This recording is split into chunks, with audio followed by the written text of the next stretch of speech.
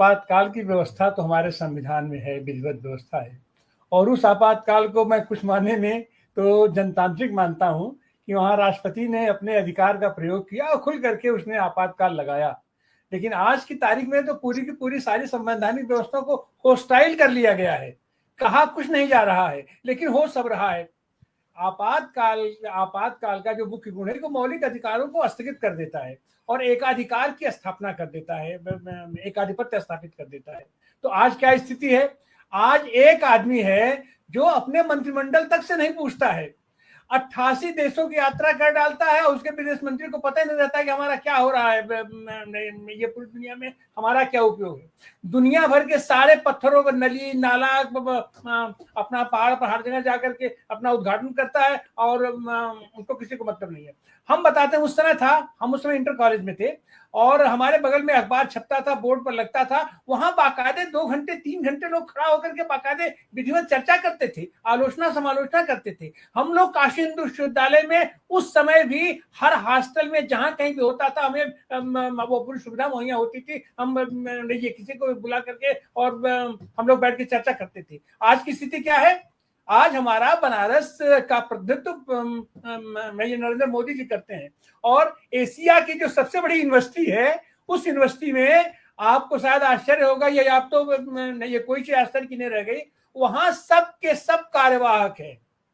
कुलपति कार्यवाहक, ये रजिस्ट्रार कार्यवाहक, परीक्षा नियंत्रक कार्यवाहक, और यहां तक कि इस बीच 11 साल से वहां कार्य परिषद ही नहीं है, एग्जीक्यूटिव ही नहीं है और सारी चीज। और आप काशी हिंदू विश्वविद्यालय में सरकारी पक्ष तो जो चाहे सो अनाथ शराब अनर्गल उसको सारी सुविधाएं मुहैया कर दी जाएंगी, लेकिन आनंद तिवारी या प्रोफेसर आनंद कुमार, अपना संदीप पांडे, ये लोगों को कैंपस के जाकर के कहीं पर ये 2 लोगों के साथ ये लोग चर्चा भी नहीं कर सकते हैं, इनको परमिशन नहीं मिलेगी। और अगर खड़ा होकर के कुछ चर्चा करना चाहे तो अपना खट से आकर के सराउंडिंग में घेर दिया जाएगा।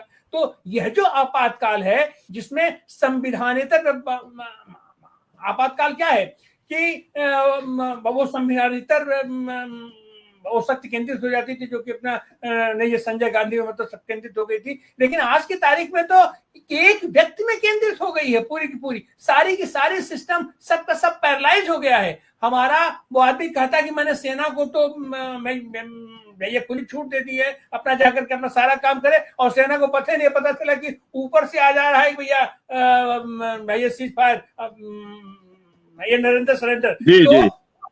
से आज की स्थिति में कहीं न कहीं से ज्यादा अलोकतांत्रिक तरीका है, ये भयग्रस्तता है और पूरा का पूरा सिस्टम होस्टाइल हो गया है। तो निश्चित रूप से उस समय में और आज के समय में, लेकिन आज के समय में भी जनता भी उस तरीके से खुल करके सामने नहीं आ पा रही है, या जब उसको मौका मिल रहा है तो वो तो सामने आ रही है, लेकिन इतना भ्रष्टाचार, इतनी गंदगी, इसकी उम्मीद शायद जनतांत्रिक व्यवस्था में नहीं की जा सकती है कि क्या क्या चीज होस्टाइल कर लेंगे। हमारा राष्ट्रपति होस्टाइल है, ये न्यायपालिका होस्टाइल है, ये कार्यपालिका होस्टाइल है, सब तो होस्टाइल हो गए। तो फल क्या होता है? ये चुनाव आयोग होस्टाइल है। तो अब तो एक नए तरीके से ये जरूरी देखने की कि हम किस तरीके से इस एकाधिकार और इस आपातकाल से हम ये देश को छुटकारा दिला पाएंगे।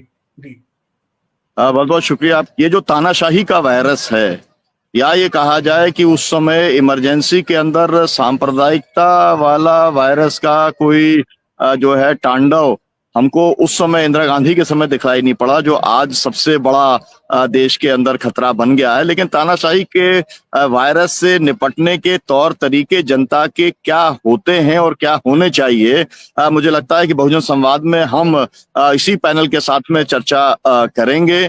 सुरेश खैरनार जी आपने समय दिया, बृहस्पति सिंह जी आपने समय दिया, डॉक्टर तिवारी जी बहुत बहुत आपका शुक्रिया। इस चर्चा को हम जारी रखेंगे और तानाशाही से मुकाबला करने के क्या क्या तरीके हो सकते हैं, मुझे लगता है कि इसके ऊपर भी बात करना जरूरी है और उस बात को हम जरूर करेंगे। बहुत बहुत शुक्रिया, बहुत बहुत धन्यवाद।